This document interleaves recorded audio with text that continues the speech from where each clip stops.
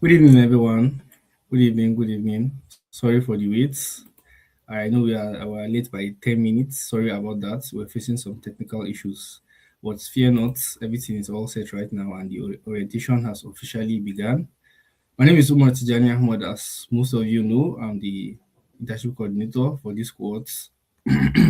Together with me is Mr. Muhammad Mukhtar, which is the cybersecurity and ethical hacking mentor, and he's going to be serving as your mentor for this cohort too. So you'll be meeting him more frequently. And also, I have together with me the CEO of DSHub here to just overlook the session. So it's a privilege to have him here. Can I get some reactions from everybody present? Can I get some comments?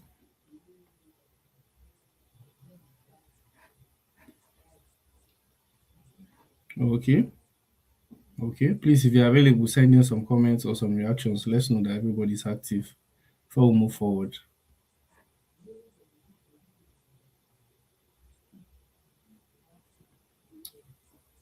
Okay. I hope I'm audible, please. Everybody can hear me. Yes, yes, Mr. loud and clear. Okay. Thank you very much then. So I'll be moving forward. So today we are going to be talking about your general, let me say, orientation for just your track. We are going to talk about everything concerning the cybersecurity track, and you get to meet your mentor. Any questions you had prior to this time, you get them answered. So that is what this orientation is for today, just to prep you for the week to come, or let me say the weeks to come.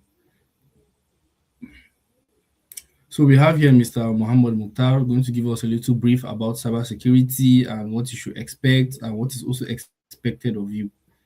Mr. Muhammad Mukhtar, thank you very much for taking time to come here. We really appreciate your presence. Please, the floor is yours. Okay, thank you very much for the introduction, Mr. Tijani, and I also welcome the CEO, Mr. Muhammad. And also, I would like to welcome each and every intern that will be joining us this cohort. Okay, so welcome to this whole cohort A internship program 2026, the orientation program for cybersecurity and ethical hacking. Okay, the outline of this orientation, we are going to have a general introduction on both cybersecurity and ethical hacking.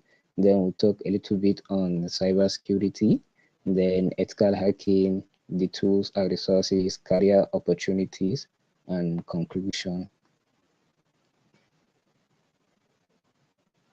So, introduction.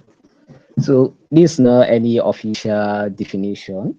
It's just what cybersecurity is in general and what ethical hacking is in general. There are some official definition of cybersecurity and ethical, but this one is just a general overview. Cybersecurity is just the act of protecting data or resources in the cyberspace.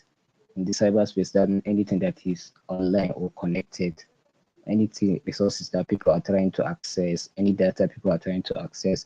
So the act of protecting that data or resources is what cybersecurity is. Ethical hacking, on the other hand, is testing systems, those systems that you deploy in order to strengthen the security. There is a general saying that if it is not tested, it shouldn't be trusted.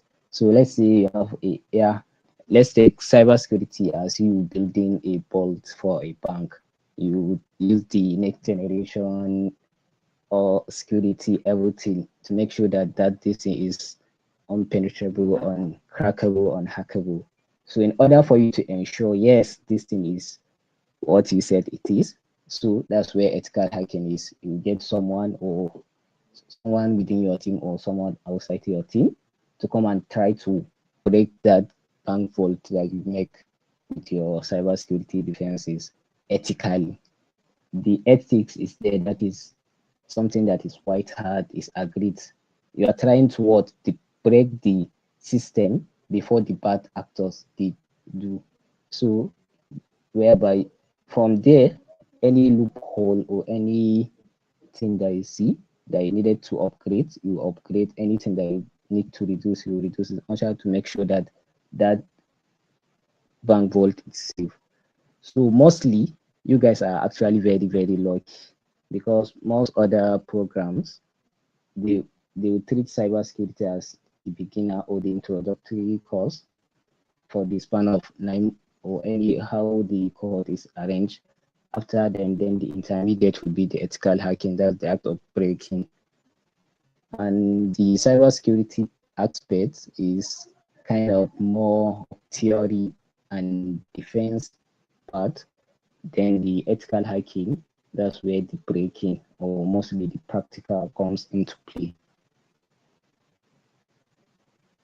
Then cybersecurity in general. Everything within cybersecurity revolves around three things. They call it the CIA triad. Some not the CIA agency, the spy agency of America. Here, CIA means confidentiality, integrity, and availability.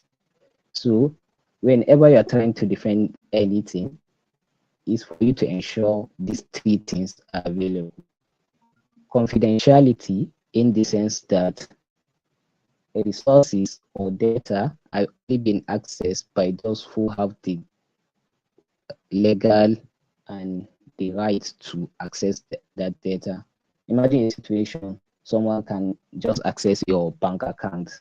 So that thing break the confidentiality of your bank account.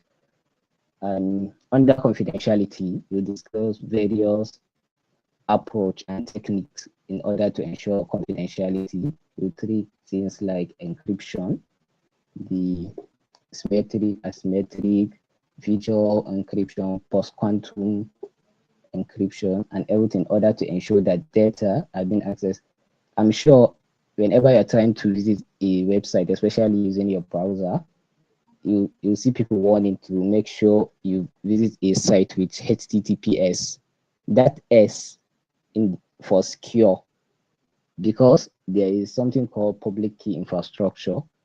It ensures that your communication between you and the server is secured. Nobody will be able to see it. It's encrypted.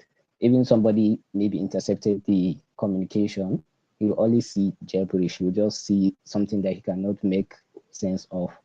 Then moving to integrity. Integrity is making sure something is not tampered with. And what you treat under here is mostly hashing algorithm. You do mostly with hashing. And integrity have a lot of role to play.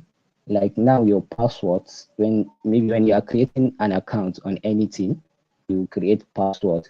That your password is not what is being saved on their system. So they will save the hash of your password.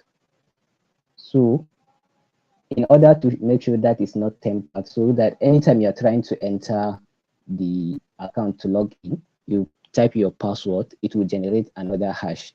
Then it will compare that hash with the hash that's already stored on their system to make sure it's the correct password.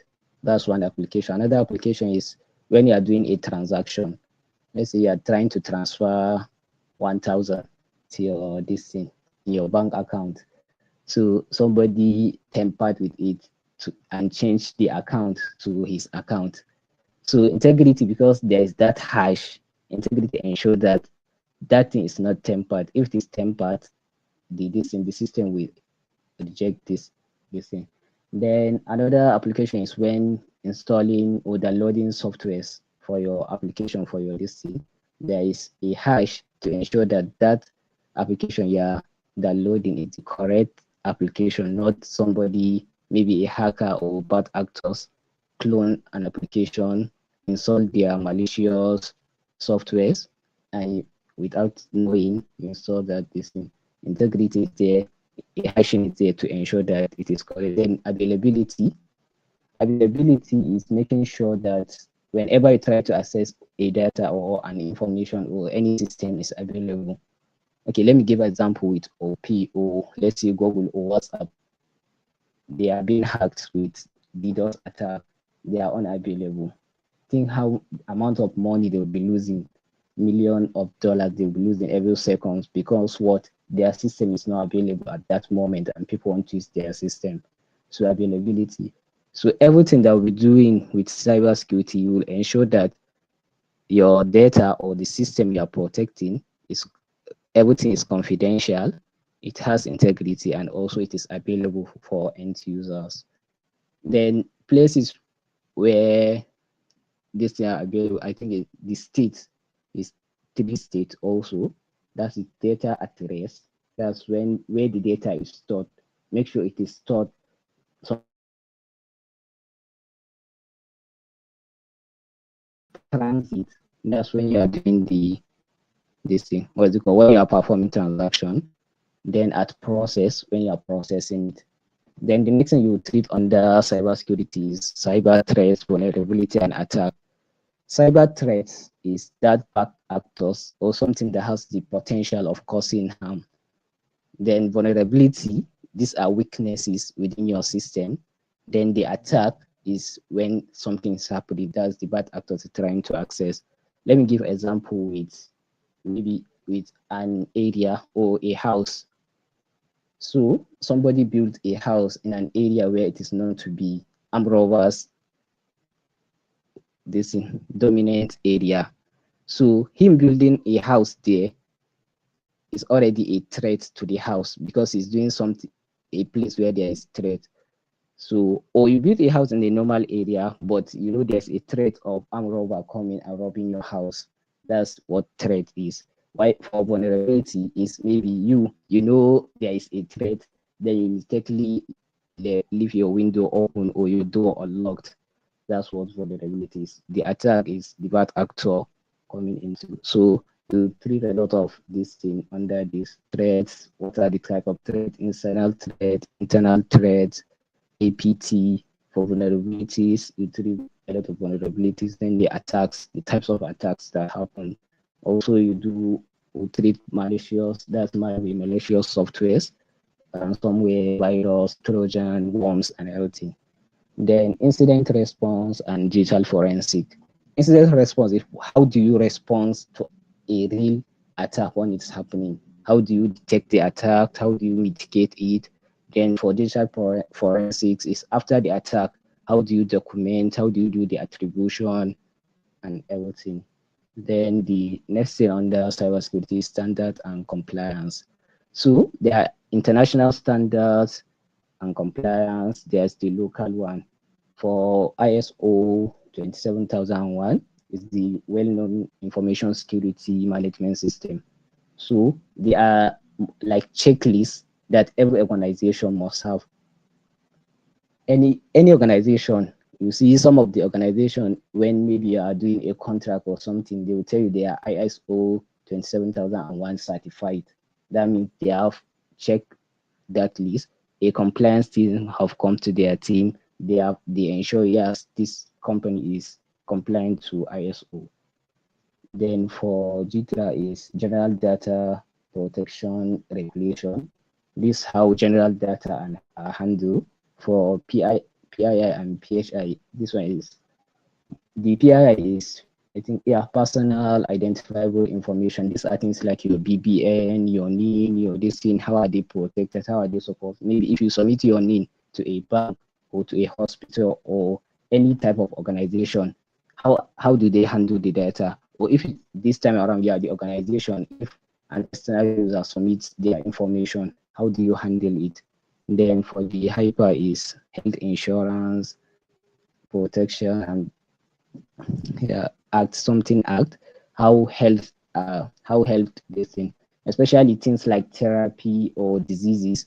You know, when some people therapy sessions got leaked or something, you know, it can harm them in such a way, or somebody is having some allergies, then the data is out and the bad actors use that thing to do something malicious to or something that will cause harm to that person. Then the PCI DSS, this one is for things like remitter, yes, remitter, floater with the handle with this thing, public cards, that's online payment. You entering your card's number, that's your CVV, your card number, your this is what's it called, expiring date. I think maybe you will have had a phishing attack or somebody's telling you to give him your expiring date of your card or this thing. So those companies that you already submitted yours to them, how are they protecting it? Or if you are the one that is the company that's collecting people public card information, how are you protecting it? So this the standard and the compliance. Then the next one is NDPR. There is NDPR and NDPA. This Nigerian standard, mostly NCC, Nigerian Communication Commission, and NITA. They are the one that handle this compliance. It stands for Nigerian Digital Protection Regulation. Then for the one with is Nigerian Digital Protection Act. Is I think it was implemented 2003, yeah, in order to protect this thing. So mostly in cybersecurity, some people they will skip it. Like I tell you, it's more like beginner this thing and it's the foundation. Some people will skip the cybersecurity because there are a lot of theory.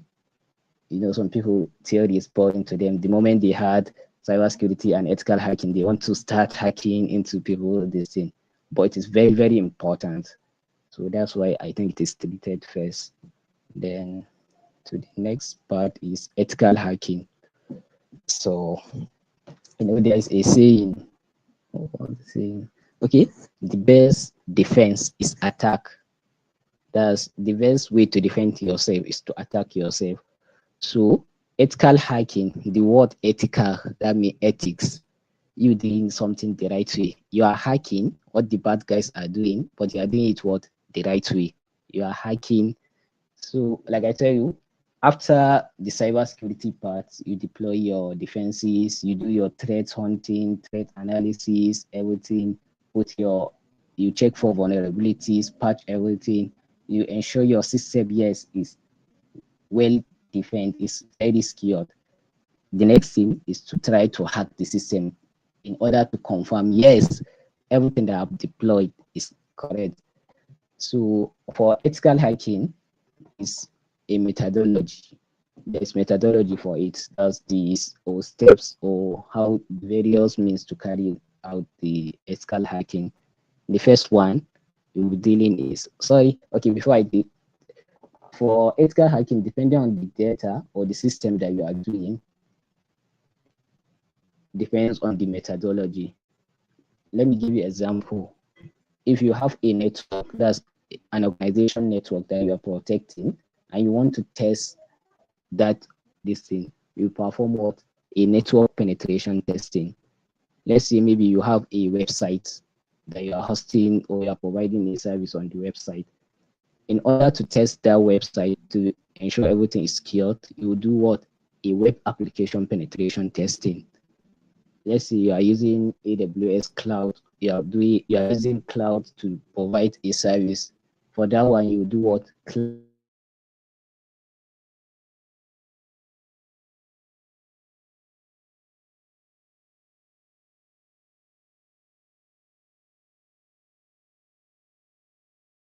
everything is secured. Then but the step is the same. For this thing, the approach is different. So for the recon or information gathering, is that's the first step. And also most people will skip this step. They just want to start scanning and exploiting. You will gather as much information as you can. Let's say maybe someone want to do a phishing attack. Okay, a phishing attack is a situation whereby the attacker sends emails to high cadre or normal employee in order for them to click a link to download a malicious software. They can go to Facebook or mostly LinkedIn, since it's the official, this is more professional set up. They will go and check for the emails, check for the company emails, anything they can gather for that information. And mostly for information gathering, is not that harmful because you are just trying to access what is publicly available. You are using the publicly available information in order to gather information regarding that target that you want to attack. So that's the first step. You gather as much information. Sometimes you can go take a step further to go to some will go to the dark web, or there are things where publicly exposed Wi-Fi, sorry, passwords and emails. Things like the harvester, you can go there and search based on company's email. You can see maybe the compromised email and password if you are lucky. Sometimes, if not the password, the hash of the password. Maybe there was an initial breach. So everything is publicly available. You will try to gather as much information regarding this. If it is web application, some people just go to the website, click here, click there to see what will happen. Sometimes, if you are lucky, you are clicking here, clicking there, you just land on the admin page. So you landing on the admin page, the next thing is to start trying random passwords in order to listen. For cloud, S3 bucket is something that is usually being exposed publicly, or some API keys. This is you trying to gather everything you can for that organization that are trying to hack. Then the next thing is scanning. Scanning is whereby you start proactively engaging the system. If it is network penetration testing, you try to start scanning the servers, the systems to see if they have any exposed port or they left something open. If it is web application, you will try to get a list of commonly known admin page. Like some people set their admin as admin.php, or depending on the it's in programming language they program the website. So they are publicly known directly the admin this thing. Some the this will be as a subdomain. So you do a subdomain brute forcing to see if you can get the admin page or an exposed API or something that is left open. This time you are engaging the system. So from your own point of view, you are trying to scan to see what can you get, where can you find a loophole. Then for the this thing, what's it called? From the maybe the organization site, the moment somebody is scanning their network, they should know. Like they should have some alert that will tell them, yeah, somebody's trying to scan a network. If you were able to scan their network without them knowing, it's a loophole to their own part. You report it saying, when I was scanning your system, it was not visible to you. So you need to do more on your alerting part. For exploitation, this is when you have already find the vulnerability. Maybe if it is web application, you have find maybe they left their admin in one subdomain this thing open. Then the exploitation is you trying to propose different passwords. The commonly known, you start with admin password at 123. So mostly you use scripts or some already available tools to do this thing. This is you trying to exploit the vulnerability that you found. You see, everything step by step. You gather information, scan the system. After scanning, you find something that's vulnerable, then exploiting. You have started doing. So the moment you are able to exploit the system. You are already inside the system. So if you are inside the system, the next thing is post exploitation, assessing its impact. Maybe the user that you land into, is he a privileged user or a normal web user? From there, if it is a normal user, you see how you can escalate to be that's escalation in order for you to be the admin or the root user. Then from there, you can see if you be able to move laterally, maybe from one system to another. Maybe it's a public facing application or website. You are already into the system. So from the system, you start checking, is this system connected to another server? From that server, can I jump to another server? Before you know, in the exploitation, you can lay out all their infrastructure. That's where the post exploitation, assessing the impact. What can you do when you are already inside the system? And the final thing is reporting. You will document all your findings. And this thing, everything is what ethical. The company know you are doing it, or the organization. For the unethical, that's what the bad actors do. Them too, they follow the same procedure, but they are doing it without the company consent, or they are doing it for their own gain. Okay, then ethical hacking. Okay, then let's see. Okay, resources and Those are resources.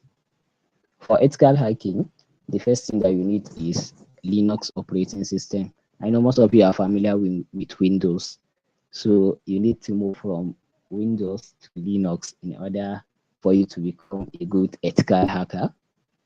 Yeah, I think you can do some minimal vulnerability scanning or some penetration yeah, on your Windows. But if you want to really get your hands dirty, you need to install most probably is Kali Linux. There are other distribution like Parrot OS, Black Arc, but Kali is a good start because this is the recommended. There is, if you don't want to maybe dual boot your system, there is VM, and that's virtual machine and everything.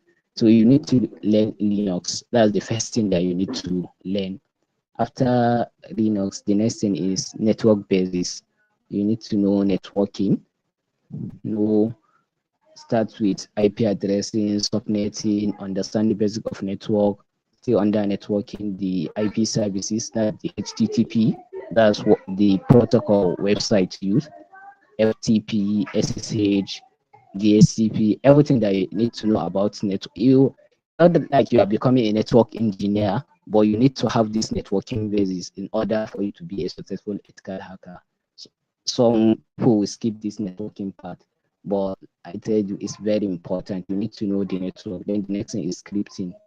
So automation and probably AI, but mainly automation.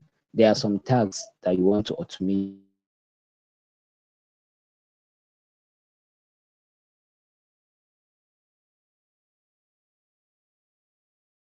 to Python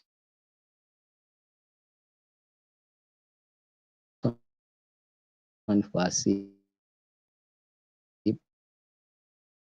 is in the community version and the commercial version. The community version, that's the free. You can do a lot of things with the free. There are free machines, free website, free cloud, free everything that you want that you needed to practice for your ethical hacking. You can be found on Try Hack Me. There are other they said like Try Hack Me, Hack the Box, and other systems. But Try Hack Me is the recommended one. Then the next thing is YouTube.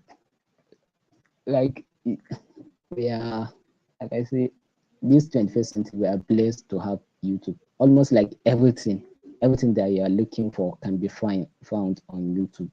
Just make sure you search correctly, and along the this thing, the program will be recommending some YouTube channels. Also, for the try hack, we will be recommending some try hack me box that you need to practice with. YouTube is very important. Then the other thing that I forgot to mention is blog post. That's whether it's Medium, Hacker Noon, or most of the places where you can find blog post on ethical hacking, how to go about it is very important. Hmm. And then the opportunities, the career opportunities. So this is me trying to summarize everything, but I don't know if I'm doing a good job at it. But I'm trying to summarize almost like something that you go for the span of what's it called 9 weeks within 30 to 1 hour. So the next thing is the career opportunities in cybersecurity and ethical hacking. You can become a network engineer, sorry, security engineer. You'll be working at SOC. SOC stands for Security Operations Center. If any of you is a fan of watching movies, you can maybe you have watched one movie where you see there are a lot of screens, and maybe when they are getting hacked, then some alert from everywhere. Yeah, we are getting hacked this thing. So that's where security engineer work. You do threats, intelligence, everything. You try to map the entire security posture of an organization there. You do the penetration test, do the compliance, how the system is, everything. That's security engineer. Then the next thing is penetration test. penetration tester. These are people that do the pen testing.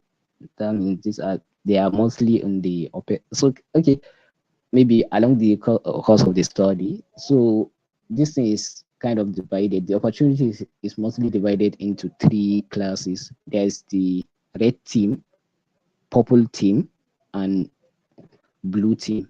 Blue team, these are the SOC, I think, threat intelligence analyst and the security auditor. So the blue team mostly they defend. Then the red team they attack, mostly penetration testers and bug bounty hunters. Then the purple team kind of do the two. They attack and they also defend. So for the penetration testers, these are the people that will do the penetration testing. These are people that will try to break in into your system, your network, your web application, your cloud services, your any kind of data or system that you're trying to protect. These are people that will penetrate. Then the next thing is bug bounty hunters. So bug from the word, maybe anybody that's into programming or doesn't know about bug is something. So bug bounty hunters, there are platform like Hacker1 and Bug Count. You go there and register accounts. You see companies. And what is funny about this bug bounty hunters? You see Google, Facebook, Microsoft, Apple. These are companies that you know they are investing heavily on security, and you would think like they are 100% secure, but they are not. If you go to bug bounty platform, you see Facebook asking people to go and hack Facebook for free. And if you are able to hack them, you report to them and they will fix that vulnerability or that hack that you do and they will pay you. So bug bounty hunting is you registering with any bug bounty platform, and you will have the opportunity to hack even NASA, like any. Sorry, you see it along the course of this thing, the course. You see Facebook, Google, Microsoft, Yahoo, all these top, 500 fortune companies asking people to come and please come and hack me. They will be begging you to come and hack them. And if you hack them, they will pay you. This is what bug bounty hunters do for threat intelligence analysis. So let's say you are into financial, you are doing fintech. So especially in our Nigerian setup, we have Yahoo boys always trying to dope people. So threat intelligence analyst is someone that will be analyzing the threats of that sector that you are into and will give you an early warning. You need to do this, you need to do that. This vulnerability is something that you need to patch and everything. So they try to access the threats based on the information and everything that's going around and will give you feedback in order for you to take action. Then the next thing or the final one is security auditors. So like I tell you, we have spoken about the compliance and the standards. So people that will come and be doing this check, mostly sometimes it's private, but mostly it's government. Like I say in Nigeria, NCC mainly had know this part. So NCC will have their security. Okay, for the private part, let's say you are as a company, you have already implemented maybe a health company, you implemented the HIFA, the ISO, in order for you to ensure that this thing is fine. You can call a private security auditor to come and do the audit of your security infrastructure to check this thing before NCC comes. Because if it is a private, you pay him, he will tell you where you are lacking in your standard and your compliance. You will what? You pay him his money and you what? Do whatever that's needed to be done to be corrected. But if NCC comes, them the moment they check, they will find you. The fine can be maybe the net profit of that year. So then they will find you heavily in order to make sure that you did not repeat that mistake. So there is private security auditors and also the main people that do it mostly is government. That's another opportunity. So conclusion. So by the end of this cohort or by the end of this program, we want each and every intern to be able to design a robust security solution or solutions. And at its there's this concept of onion security or security in depth. That is you deploying security solution at each and every level of your organization or of your infrastructure or your system. Perimeter security, that's the first one. Mostly your perimeter security is your firewall. So there are well-known firewall vendors like FortiGate, Palo Alto, Cisco, Huawei, Juniper. So your first line of defense is perimeter security. That's at the edge of your organization. Whenever somebody is trying to enter your organization, you have a firewall that is protecting you against those people, those malicious people. That's how you design your perimeter security, what should be allowed in, what should not be allowed in. Not even coming in. Sometimes they are already in. They want to, maybe you are into financial market or something, or let's say Facebook, they have a lot of people personal information. So some people are trying, or bad actors are trying to what exfiltrate, carry, export that data from what Facebook to their own system in order for them to sell it in dark web or something. So your perimeter security will allow to, when it's detect a massive what data upload. That's people are trying to what upload a lot of something that's against the usual. So that's where your perimeter security is. Then the next thing is your network security. So perimeter security as the edge is something like your gate man, something it allows who will come in and what will go out. For the network security is what happens within your network. Okay, for the perimeter security, I say it's firewall. For network security, we have solution like I think Onion security, Snort, Sprocklead. There are lots of type of security the same system that you deploy. This one check your internal network.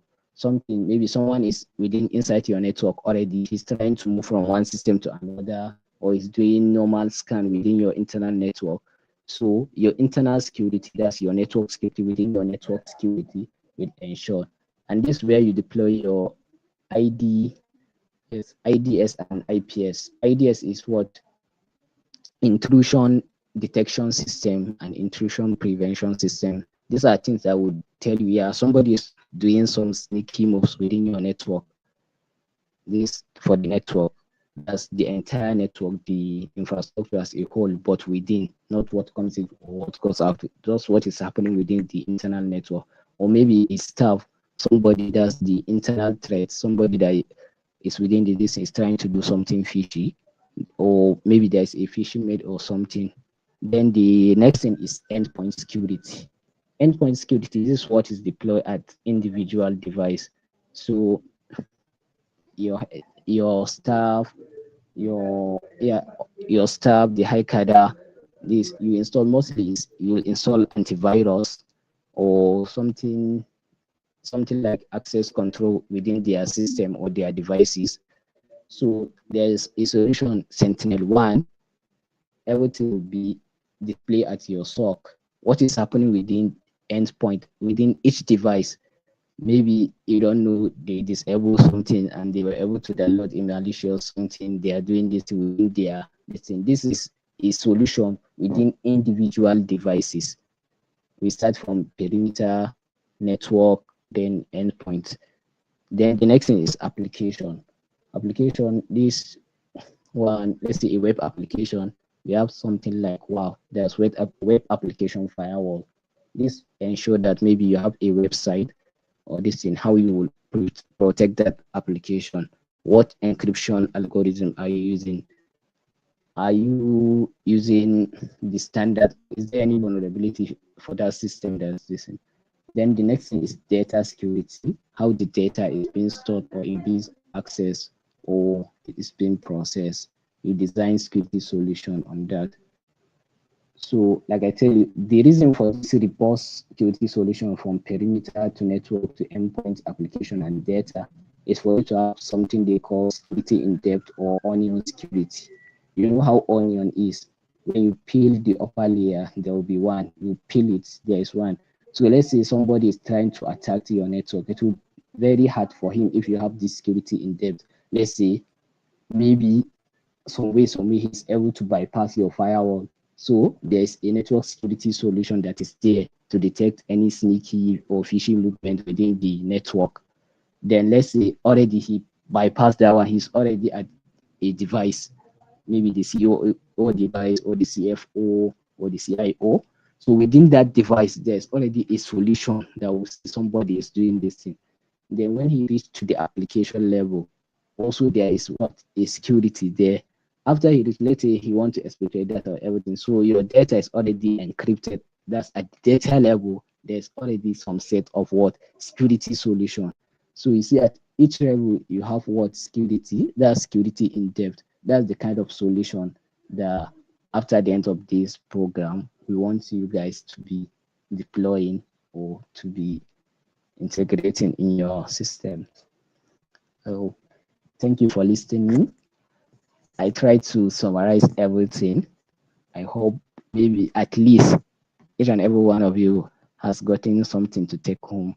And I think the moderator, I think it's time for question and answer.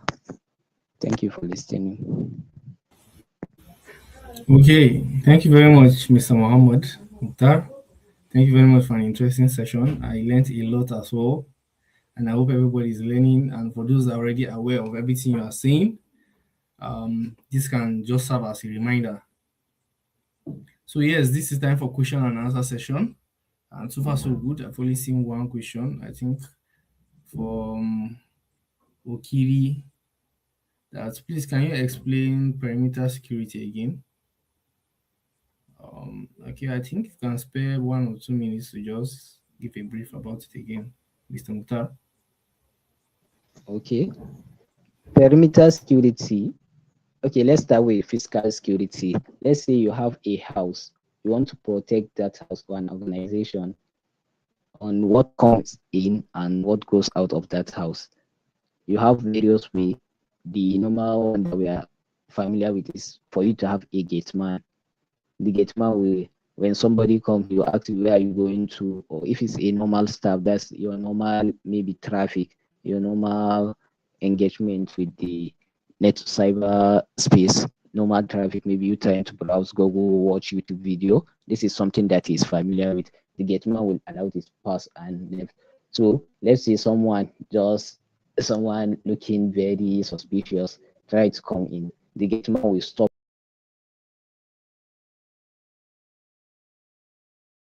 trying to assess your thing, and I don't know him.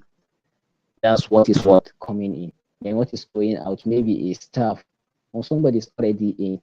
You see him with a lot of package or your TV or something. He's trying to go out of the thing. The gate man will be like, yeah, this doesn't look normal. He will what also allow. First, he will stop him. He will not allow him.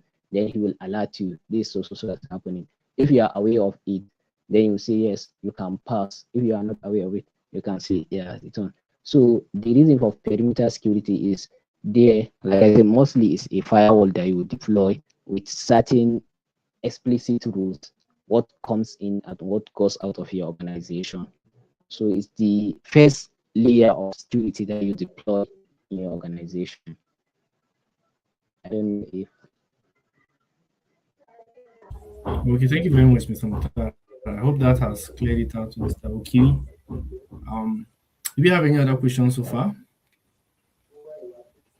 And this is only a few members of the active. Can we get some comments, some reactions too, as you are sending in your questions, please?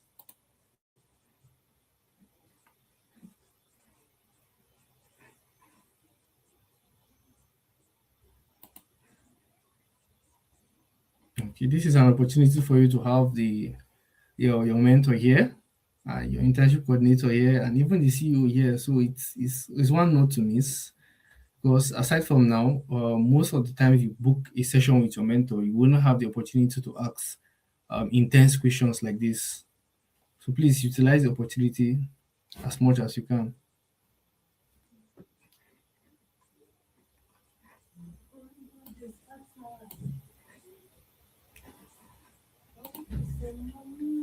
Okay, a little brush into everything that has gone taking place so far. Most of you have in your group introduced yourself, gotten to know each other. Some of you actually, but most of you are still there. You've not introduced yourself. You don't know your group members, and you've not even joined in your subgroup up till now. And I noticed that up till now you don't have a team lead for your group. Please, the deadline have long exceeded. You're supposed to by now have already submitted the name of your team lead and your group lead for each group. Please endeavor to do that at least today. And the deadline is tomorrow. I think I already posted that in the group that the deadline for that is tomorrow. From tomorrow, we'll start screening, and all the inactive members will start being removed from the group. And also, anybody that does not comply with the rules so far would be withdrawn. Please avoid being withdrawn before the internship actually gets started, please. So now is a chance for you to familiarize yourself with everybody in your group. Now, some of you are beginners to cybersecurity, some of you are intermediate, some of you are actually experts.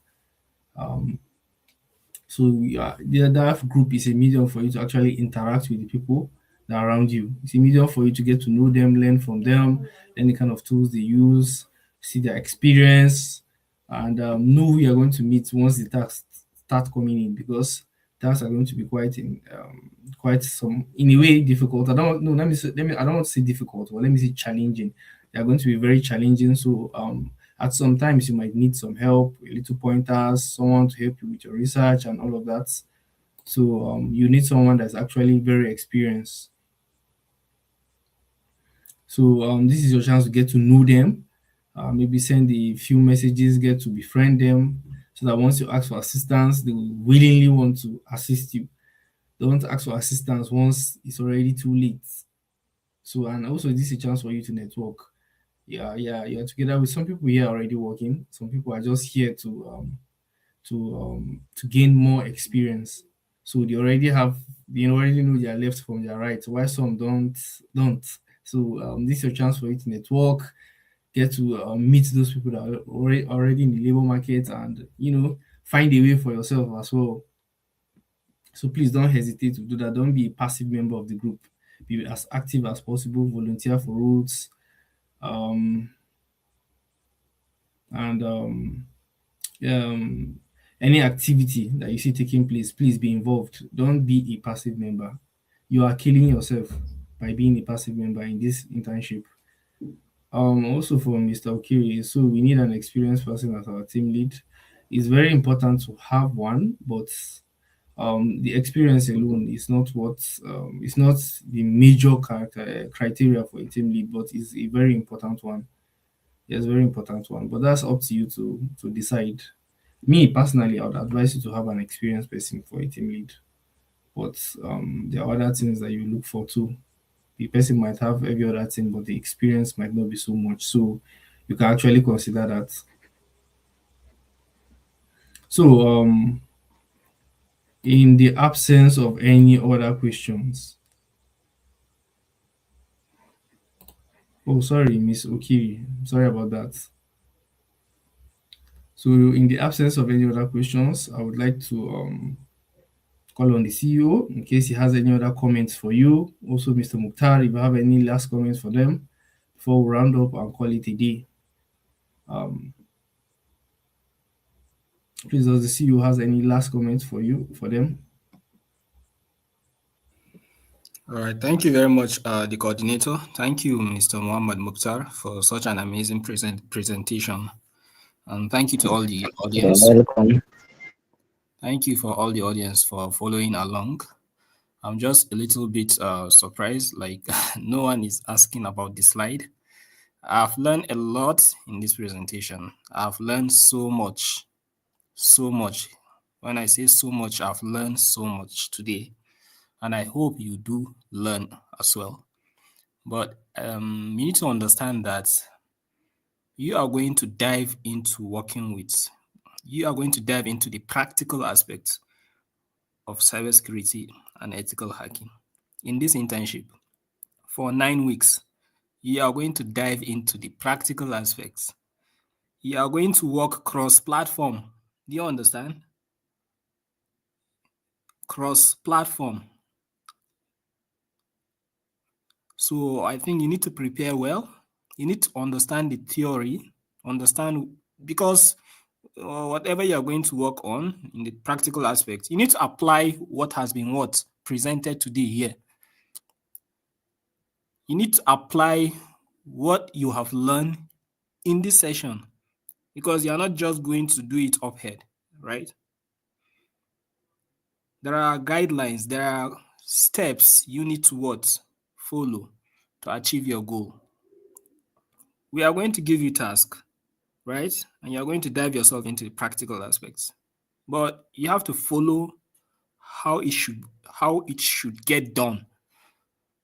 Because when you meet us in the hot seat day, you are going to meet the mentor on that hot seat day, and he's going to ask you a lot of questions, the steps you followed to achieve your goal. If it is way out of what has been discussed here, or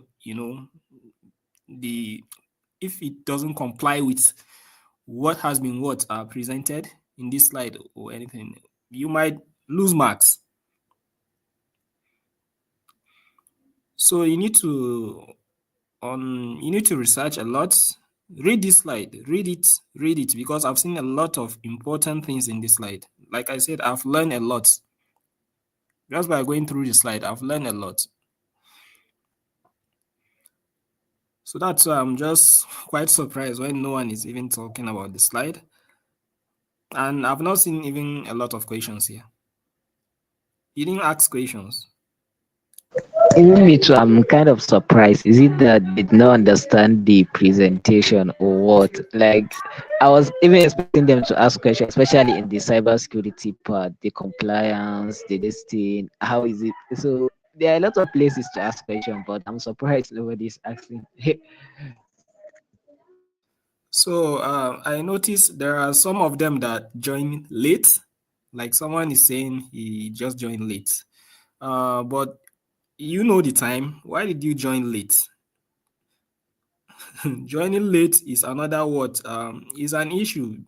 Being at DSHub internship program, if you are late, you have to we have rules here. We have rules. It's because the internship did not start. Once the internship kick off, we will not tolerate late. We will not tolerate late. So if you are late, you have to explain yourself. You have to write to us. You have to do things professionally. I'm talking about the presentation today. I'm talking about your preparation. Are you prepared? Are you all prepared?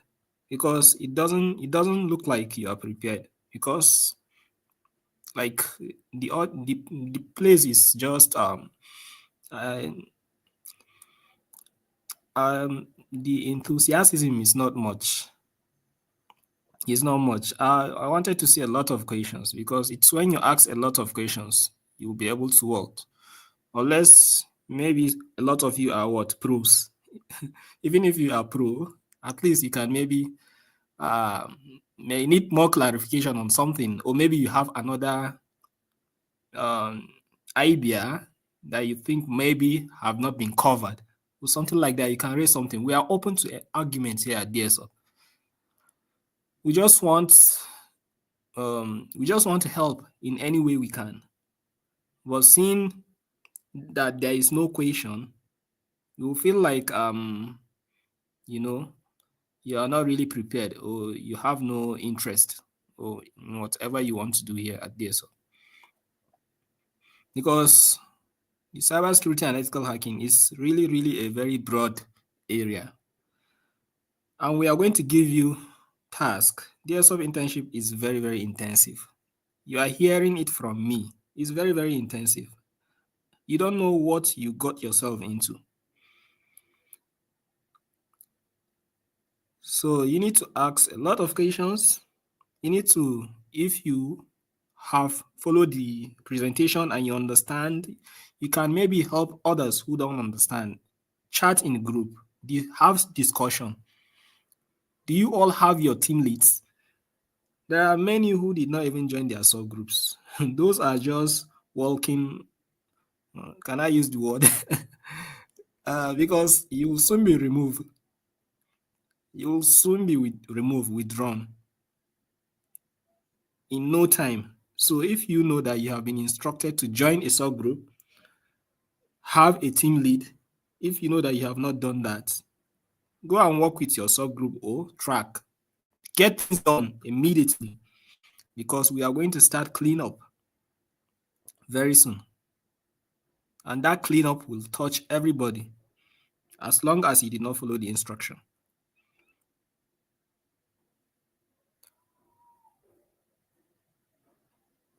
Yes. Because let me tell you something. If the internship, once the internship kick off, we are having hot seats or any other sessions, right? When you don't ask questions, we are going to ask you questions there. When you did not ask questions, we are going to ask you. We have questions for you, since you don't have questions for us. If you don't have questions for us, we are going to what? Have questions for you. So you need to really prepare well, because this is such an amazing, interesting area. Really, really an interesting area. And you should not really, really joke with this, because you will not go far in the DSHub internship program. So you have to really, really show this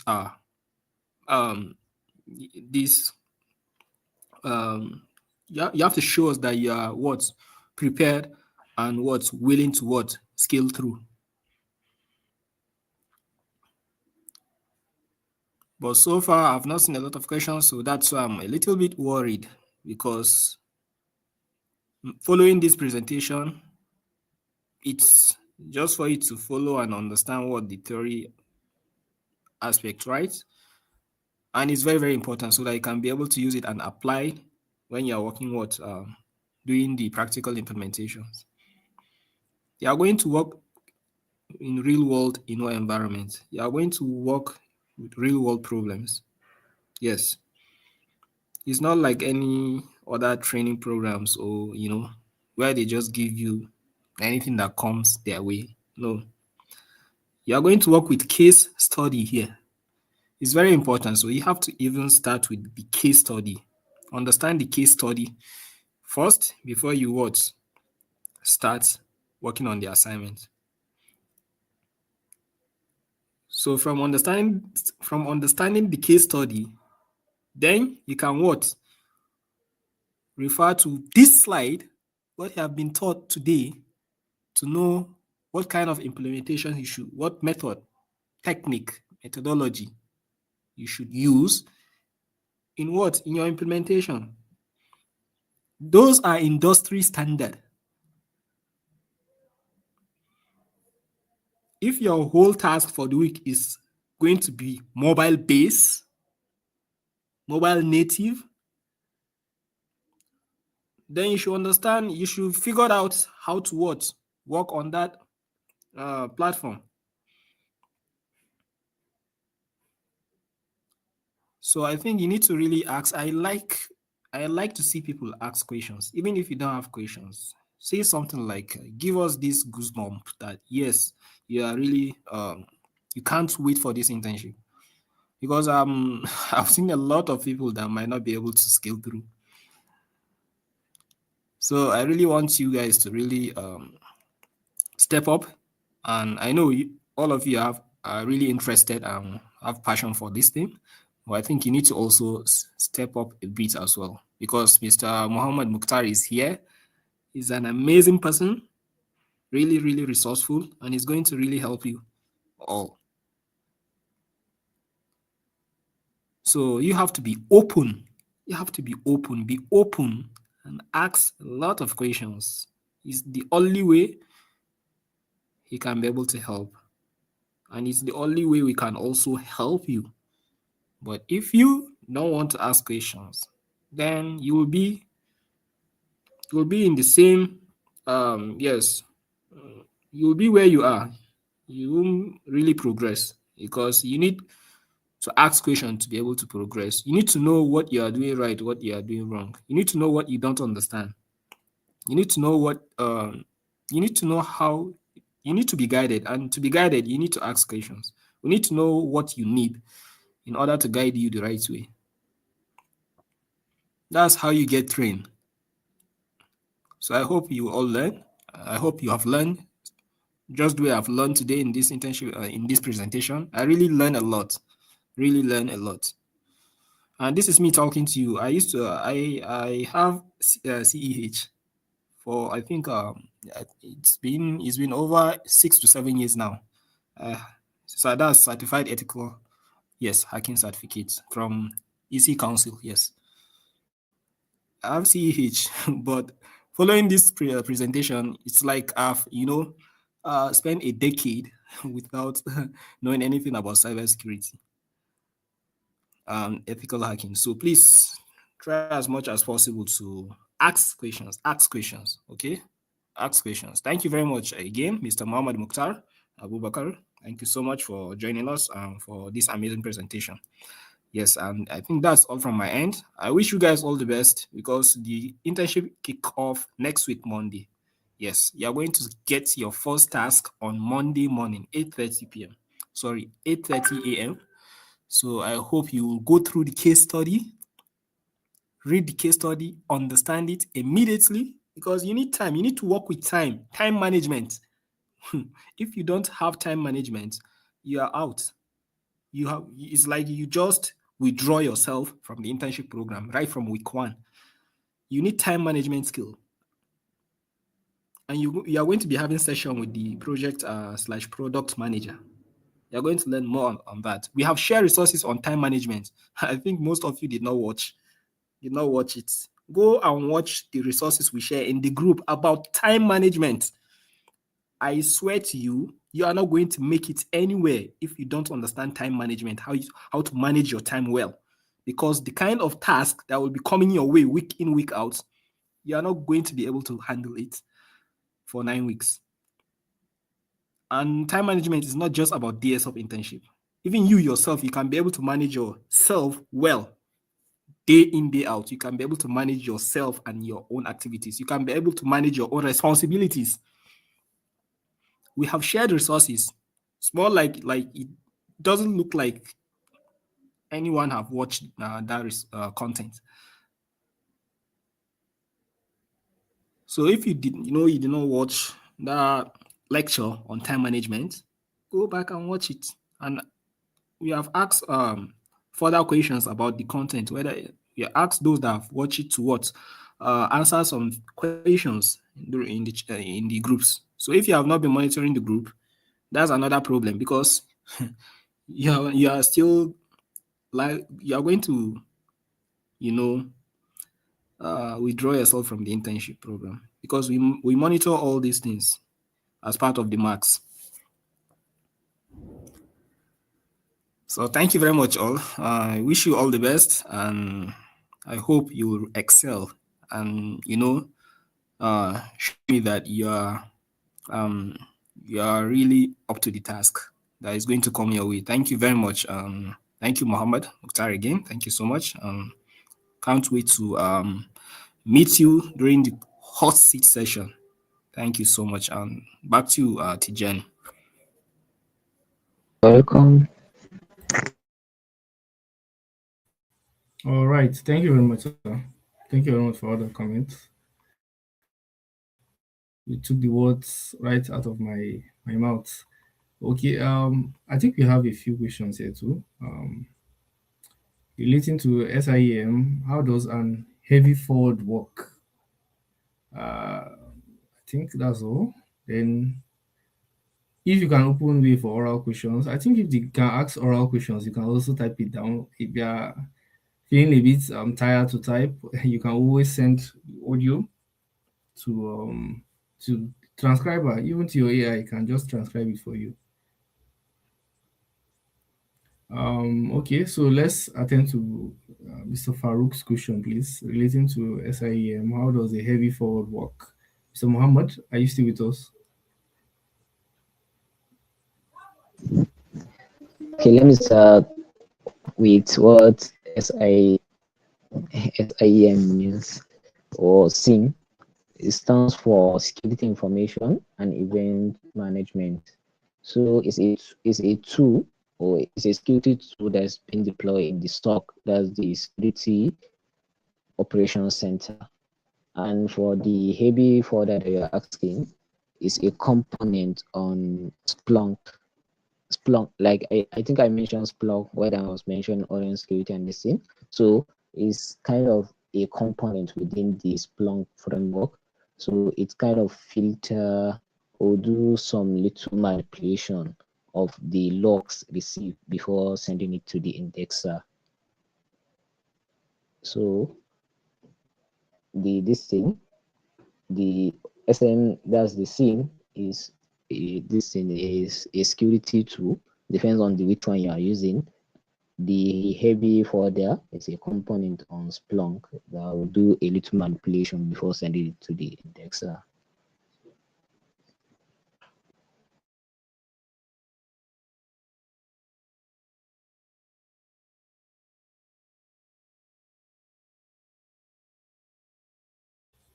Okay, thank you, Mr. Mukhtar. I hope I'm still audible. Yes. Okay, thank you very much. Um, I think Ms. Okiri asks, in the future, will there be a platform where oral questions from interns? They might probably, I can't give an assurance, but we will see about that. Yeah, let's just say I'll take that suggestion into consideration. Let's say. So thank you very much, all. Since there are no other questions, we would be calling the session to an end. I won't drag this further, but I'm sure that once the tasks start coming in, the question will come out on their own. Thank you very much all for taking time to come. Thank you, Mr. Muhammad. Thank you, CEO. Thank you, DSHub. And I hope you all have a very good evening. I'll be waiting to hear from you all from the group. And please select your team leads, please, before tomorrow at least. If there's already a team lead, it is a request, there's a message that has been sent to for all of you to send in your details. That's your phone number, your your WhatsApp number, your track, or your team or your group, and it may be passport also. There's a reason for that. Please, will not be using your passport any other thing other than issues regarding DSO. So you're safe. So please respond to that immediately. Thank you very much, everyone. Have a good evening. Thank you very much, coordinator. Thank you, everyone. Thank you for joining.